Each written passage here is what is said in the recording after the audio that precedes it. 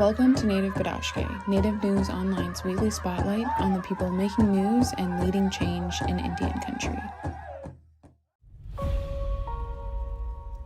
From a small spark kindled in America, a flame has arisen, not to be extinguished.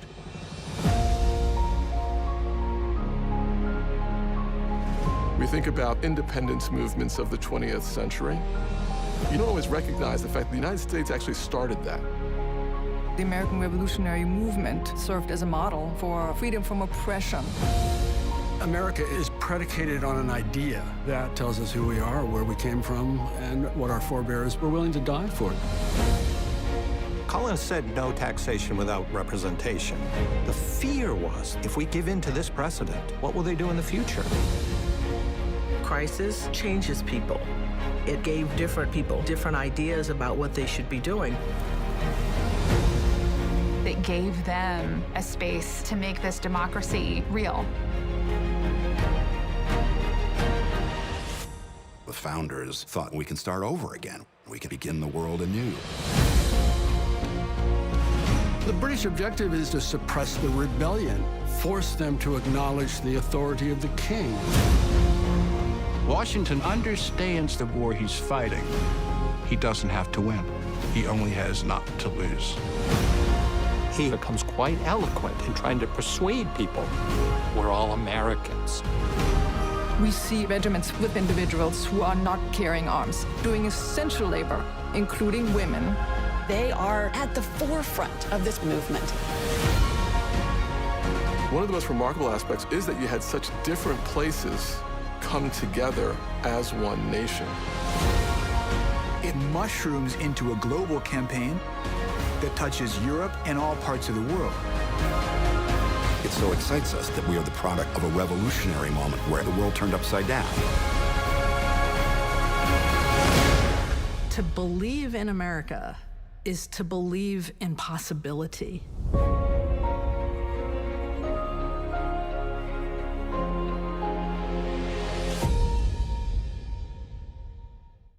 Welcome to another episode of Native Bidaské. I'm Levi Rickert, your host. We have two special guests today on this Native Bidaské, and this Sunday on PBS, the American Revolution will be aired, and it will be on for 6 consecutive nights. And we have Jen from Cherokee Film, and Jen, welcome to Native Bidaské. How exciting that Cherokee Nation was able to make contributions to the American Revolution. Ken Burns is just a fabulous filmmaker, as we all know, award-winning and things he has covered. Tell us about, first of all, tell us about the Cherokee Film Office. Yeah, Oceonagad, it's so great to be here. Thanks for having me. Being asked to be a part of this project was, was really exciting for Cherokee Film and our commission. Ken Burns, like you said, I call him the GOAT, greatest of all time historical documentary filmmaker. So being able to work with him and his incredible team, as a documentary filmmaker myself, was I had a lot of pinch me moments. Learning how they work, but also understanding their process and being brought in as part of this process on behalf of the Cherokee Nation was something that we truly appreciate. And we're glad that they're being inclusive of not only the Cherokee Nation, which played a pivotal role in that history, but also other Native nations and people who were a part of this story. Yeah, and this was actually done in preparation as America will celebrate its 250th anniversary, the way I understand it. Birthday, I guess, on July 4th of 2026, the United States will be 250 years old. So the Cherokee Nation predates when the country was formed. So I'm really happy that he reached out to you. And why do you think that was really important that the Cherokee were involved? Yeah, if you look at the history of when Europeans arrived here on Turtle Island, we have been involved since the very beginning. And there's when it comes to talking about the revolution and how America came to be, you can't tell that story without including Native nations and the Cherokee Nation, and a lot of our leaders that were involved in all of those parts of history, all of the different battles and the wars, and a lot of the leaders that we hear about. As in Indian country, a lot of the leaders that we know about from history generally haven't been shared with the broader American public as part of the American Revolution and as part of that history. So it's really wonderful that, there's this platform like PBS, just there's nothing like it. They give a platform for Ken Burns specifically to tell long form journalism documentaries that are able to uncover stories that most people haven't heard about, or they give time to find those characters that maybe are obscure, and to really be able to bring things to light, shine a light where it hasn't been shined. And so I think this American Revolution docuseries covers a lot. There's so much to cover, 6 episodes, and they're long, but everything is, so layered and textured, and our stories absolutely have to be a part of that. So it's really wonderful that we have this platform with Ken Burns and his team, which are so fantastic, on PBS, and to really bring in those Native perspectives is really important and appreciated. So he reached out to you. How did this happen? Yeah, so his production company, Florentine Films, reached out to Cherokee Film. They asked if I myself would be an advisor on the project. So their production company has, a room full of advisors essentially that come on, and they all specialize in a different part of something that pertains to the project, a different part of history, maybe an academic who, has studied George Washington at, in depth, or things like that. And so he asked me to come on as an advisor to the project to talk specifically about Cherokee history and Native perspectives, as looking at the project as a whole and making sure that representation is accurate, and giving us the time to make sure that we knew what we were talking about. There are other Native advisors that were on the project as well. But when they called, we were really excited. So I came on as an advisor, and then the Cherokee Film Commission, we have a consulting arm. So we also have, our own in-house consultants that were able to look at the script and the history and make sure and fact check every little thing that we could about the parts that we were asked to consult on. But I have to tell you, his team has done a really fantastic, they're so smart, they're intelligent. They've been working on this for 10 years. So we were able to add some perspective, and that was really wonderful. And they listened to everything we said.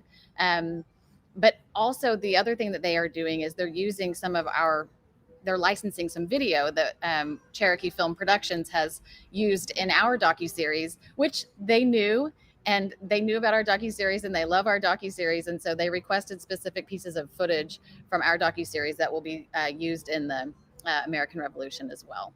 So we also help them with introducing them to other to authors, to artists who are able to create art that accurately depicts Cherokee people, and then a whole host of other ways that we were able to help them. Yeah, it's really exciting. And you mentioned it was a 10-year project. At what point did Cherokee get involved? Yeah, I said, when you're doing, I'm sure many people who have worked maybe as consultants, as Native American or tribal consultants, there's this fear about when you're brought onto a project. In Indian country, a lot of times you're brought on, or people try to bring you on at the very end, and they just want you to rubber stamp it and say hey, we wrote this thing. We realize now that we probably should have gotten your perspective. Can you just watch it and say it's good? And that's a fear. And we just do not do that. We will not do that. And so I think that they brought us in, obviously not 10 years ago, but they brought us in more than a year ago as they were getting the script in a good place. And we were able to come in and go watch rough versions of the episodes put together, and we watched them one by one. So I went to New York City, sat in the room full of advisors, and watched each episode, took notes throughout each episode, and then we went advisor by advisor and presented our notes to Ken and his producer team, and then they came back with the next cuts and took everything that we had said into consideration as they moved on to their other cuts. I think that is really, really, I'm really excited, the idea that they incorporated you in. it really speaks to their desire to have the accuracy, and I'm sure you have provided. Hey, to our viewers who are not familiar with Cherokee Film, talk about what you do, because you are an award-winning, Emmy-winning filmmaker yourself. So tell us about yourself and the Cherokee Film. Sure. I'd love to. So I started my career as a journalist. I was an investigative journalist, and then I was hired by my tribe, Cherokee Nation, 11 years ago to come over and begin creating content that tells our story on behalf of the Cherokee Nation. So we created a docu-series called OCO, Voices of the Cherokee People. We call it OCO TV for short. It's Emmy winning. We're in our 11th season right now. We saw a lot of success with being able to tell our own stories with our own people, creating jobs for our people, and really elevating the Cherokee Nation to a mainstream audience. And so we wanted to expand upon that. And so over the last 10 years, we have really expanded to create what's known as Cherokee Film. Cherokee Film is an ecosystem. So we have our own Cherokee Film Productions, which is our own production company where we really are focusing on creating all types of productions that tell Cherokee stories. So we have our docu-series, we have feature-length documentaries, we have animations that we do. We have a team that works for like our cultural tourism and our museums. So we have a lot of productions. Then we have our Cherokee Film Commission, which is a film commission like many different states and regions have, where we are sort of like a chamber of commerce specifically for film and television, where we're trying to get productions to come to our reservation, spend their dollars filming in our reservation, hire our people. So we give a cash rebate for every Native American that a production hires on their set. They'll get a cash rebate for hiring those people. So all of those initiatives are, the point is to get more natives into the film and media industry so that we can increase our representation, have more accurate stories told, and that sort of thing. We also have our own sound stages in our reservation. And then we also just launched the Cherokee Film Institute in January. So we're teaching the next generation of filmmakers how to get their foot in the industry and then connecting them with jobs. That's fantastic, because I like to say it's our time to tell our stories, and Cherokee Nation is obviously doing that. And so, wow, kudos to you. That is wonderful. Hey, what else do you want to say about the Ken Burns project, the American Revolution? Yeah, I really encourage everyone to, especially in Indian country, to take the time, make an appointment to sit down and watch this docuseries. It's going to teach you things about the birth of this country that you didn't know. There are storylines that you do know, but you'll become more familiar with them. There are so many storylines, though, that you likely don't know. They have uncovered some characters from our history that most people haven't heard of. They also really focus on incorporating women's perspectives into the docuseries, which I appreciated. And then there are some, quite frankly, shocking revelations that I learned through this documentary about, the treatment of, not only Native Americans, but African Americans, and just the detail and the quotes, and the things that you learn that were said and done during this time in history are pretty shocking. But it's also, an interesting study on how this country continues to struggle with a lot of things. And so at this moment in time in United States history is very relevant to the American Revolution. And I think that a lot of the things that we were struggling with back then at the birth of this nation, we're still struggling with today. And so taking a look back at that history, at this moment, I think can add a lot of really great perspective for people that know a little bit, but not a lot.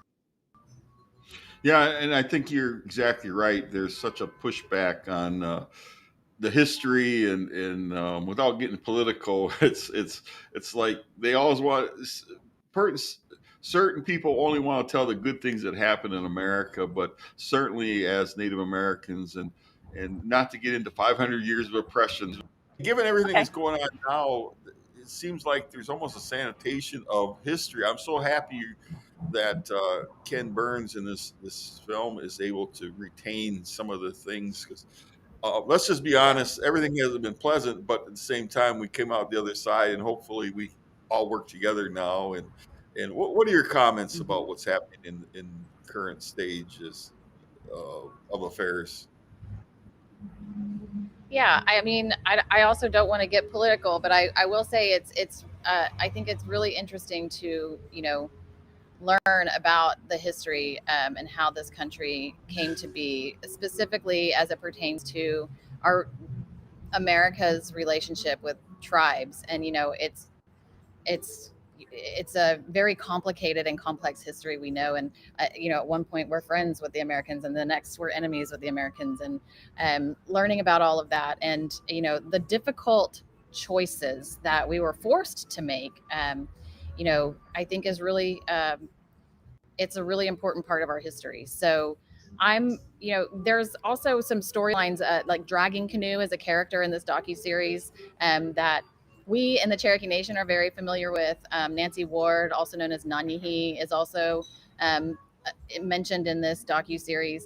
And so it's exciting to see the leaders of our tribe, but also other tribes, to be they're quoted, and there are actors. I don't know if you've seen all of the actors that do voiceover for this docuseries, but it is a huge ensemble of A-list actors.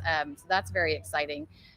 So I will say that, is this docuseries told from a Native American perspective? No, it's not. But they did incorporate our voices and our thoughts and our advisement into this process. And so I'm glad that it's really inclusive. And I don't think that a lot of people have seen that type of inclusion in this type of storytelling.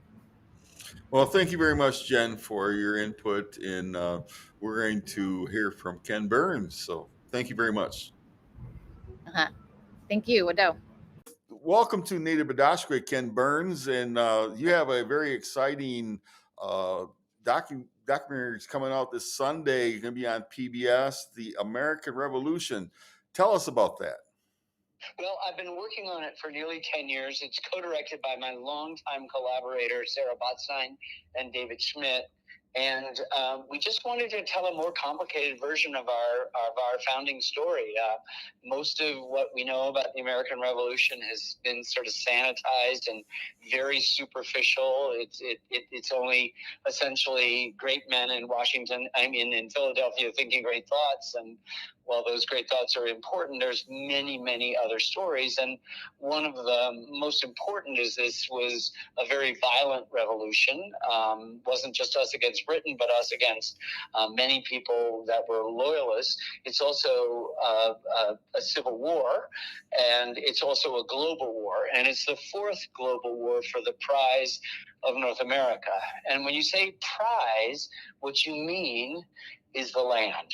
And the land has already been occupied for thousands of years by other people. And so by the time we begin our series, 20 years before the revolution, settlers are pouring in the Ohio Valley and in upstate New York and trying to take land.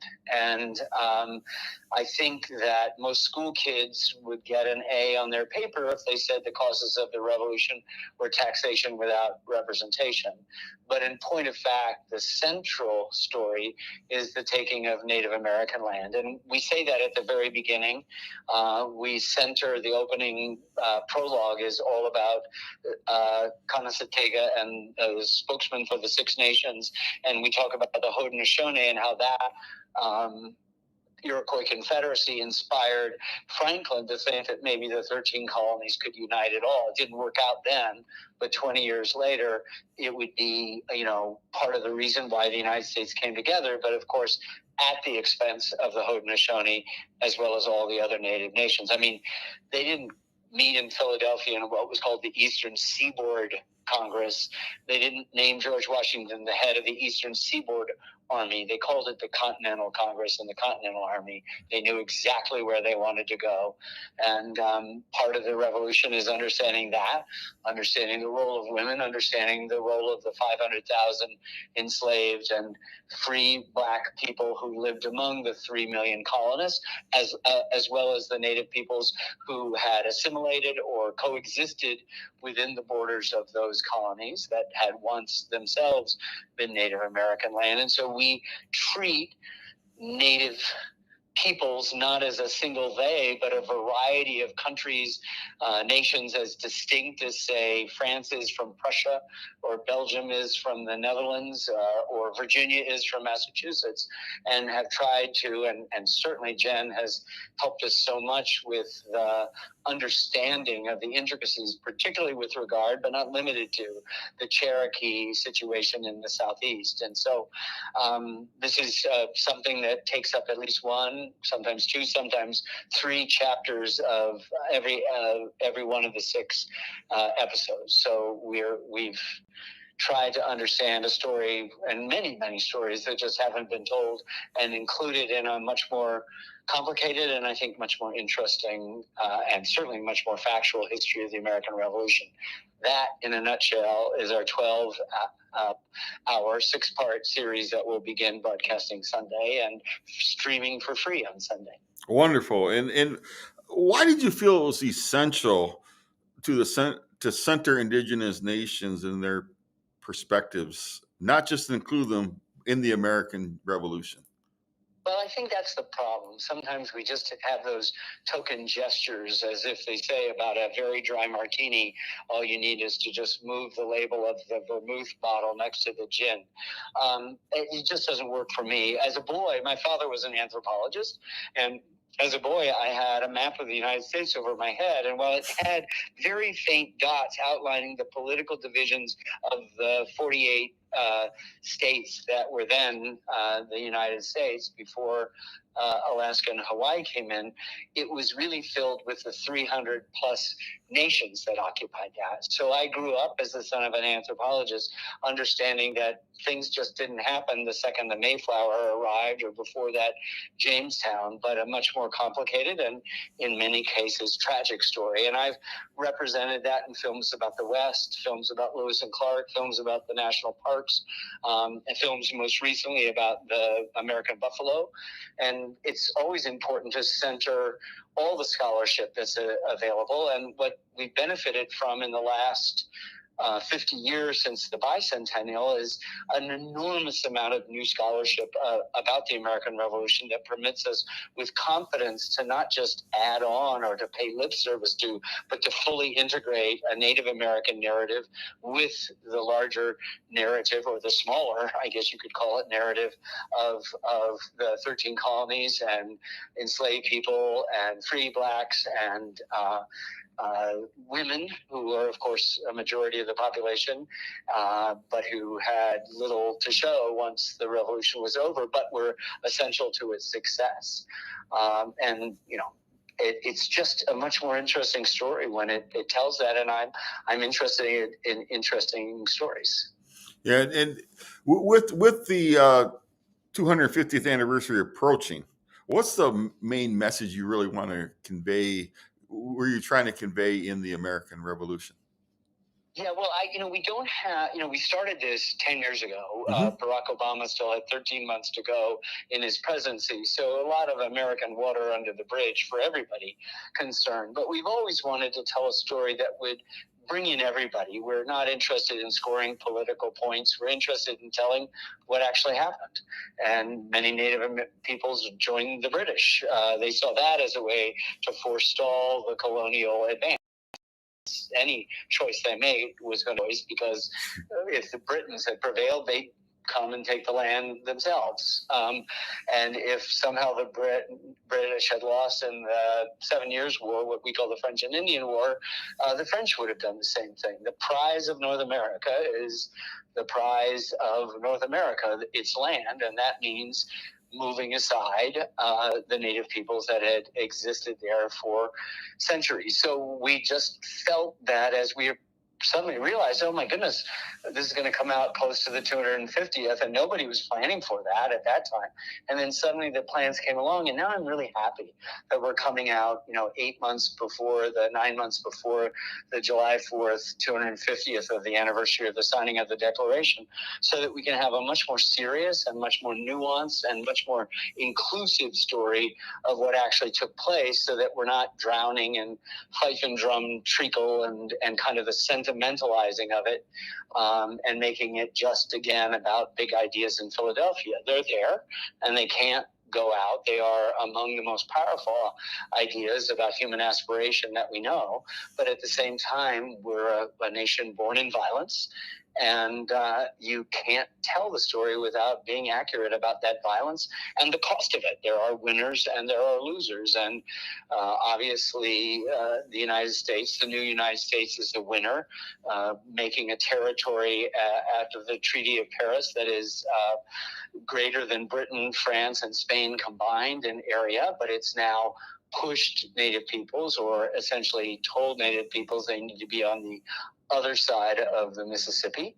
The worst losers are, of course, the Native people, followed by enslaved and Black Americans and women. And in fact, Britain is not as Britain gets their old trading partner back, more or less, for a while. And the French also lose because we didn't include them, and they were such a repressive regime, even though they helped us out.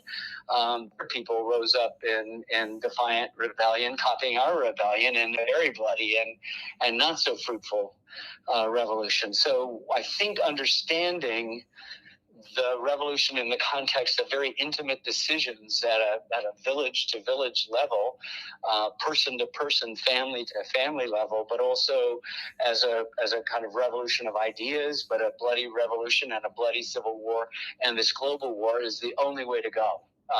It's not that complicated. Everybody's smart enough. Everybody knows how to follow complicated plots. Everybody watches stuff on their phone that are equally, if not more complicated than this. This just has the virtue of being true.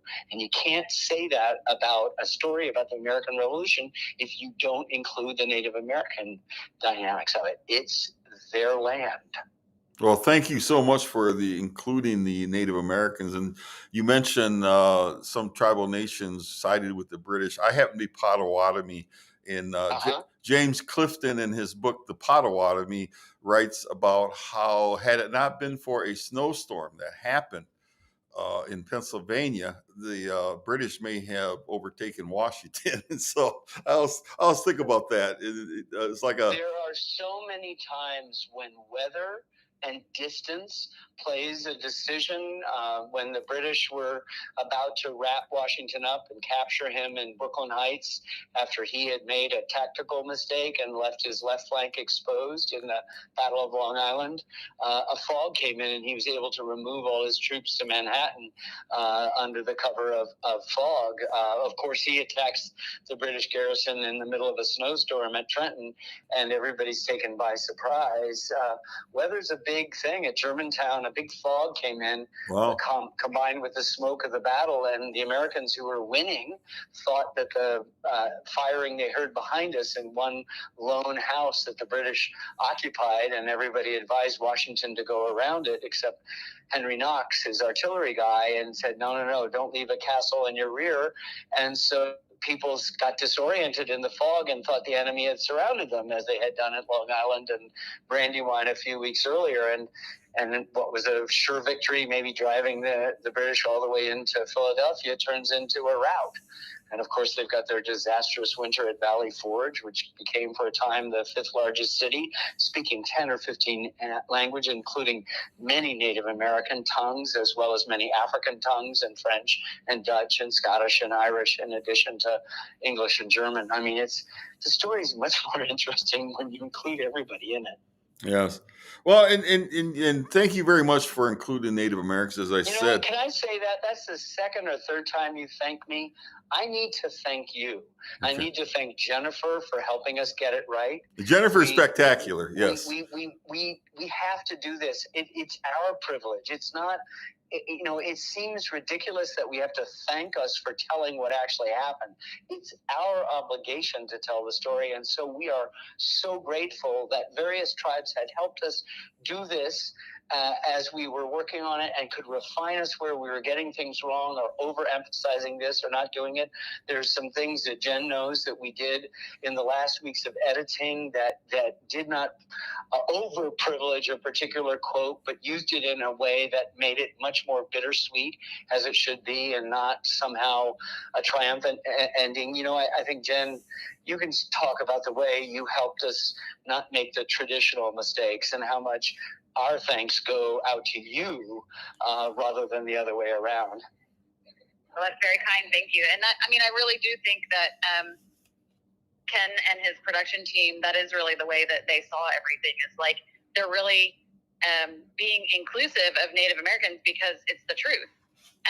So it is history. It is what happened. And so I hear being thankful that you are inclusive, but I mean, that's just the reality of, Native Americans and our history of being excluded in storylines where we should have been included. And so Ken's team is, they're all so professional and they're here to tell accurate, truthful stories. And so, of course, we're going to be a part of that process. And so we do appreciate it.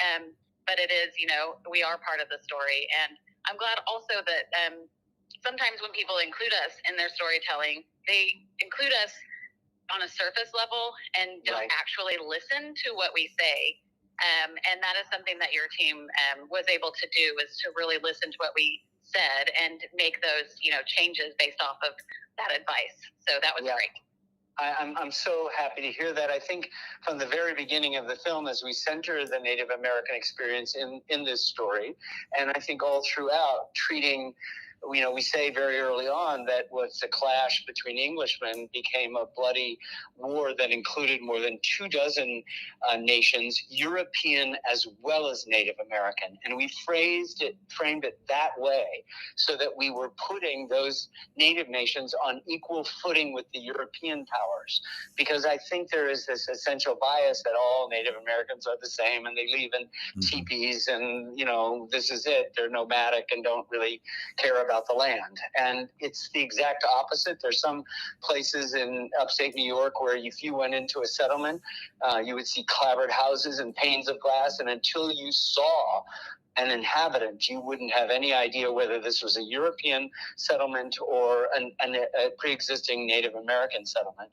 And that's really an important distinction to make, that the Haudenosaunee or the Cherokee or the Shawnee and the Delaware are not as singular as, say, Virginia is, as opposed to Massachusetts, or France is Prussia. And that was something that we had to teach ourselves and then reflect and then ask sympathetic people, scholars and others, including Jen, to help us get it right. In these days, in the time of the president, not to get overly political, but we do live in a time with a pushback of history, and they seem to want to sanitize it one more time. They're reviewing the Smithsonian institutions, museums. I really do appreciate what you've done with this film. So thank you very much. Everybody likes a good story, and nobody likes a simplified story. Only autocrats like that, and it won't last long. It can't last long because stories get out. People are supposed to love the drama Yellowstone, whose complicated, wise head is a murderer who dumps bodies down a ravine, and his daughter is the same thing. And one of the sons is married to a Native American woman and torn between two worlds, and the other son is like Benedict Arnold, a traitor, and there's the daughter's in love with the foreman who has several ranch hands that are black and white and gay and straight and young and old, and surrounding the whole story is of Native American ownership and of the incredible greed for land that's still going on in Montana. I mean, this is supposed to be a series that conservatives loved, and what is it filled with? Contradictions and undertow and complication. So if you can handle Yellowstone, you can certainly handle the story of the American Revolution and not get your knickers all tied up, worried about having some sanitized Madison Avenue version that never existed, never was, and never will be. Thank you very much. We've been talking with Ken Burns, The American Revolution, which you can see starting Sunday evening on PBS, and Jen Loren from the Cherokee Film Office in Cherokee Nation, Oklahoma. So thank both of you for coming out to Native Bidaské, and we wish the film has the utmost success and people watch it like crazy out there. Thank you so much. Yes. And to our viewers, Chi Miigwech for tuning in to another episode of Native Bidaské. We'll be back next week with another episodes. Till then, as I like to tell you every week, elders, take care of those young ones. Elders, And young ones, give your elders a hug. We're all in this together, and we can make it happen. Miigwech. See you next week. Thank you for joining us. If you value our warrior journalism for Indian country, please consider supporting our work by scanning the QR code or visiting the link below. Please subscribe to our YouTube channel, follow us on social media, and sign up for our free daily newsletter. Miigwech.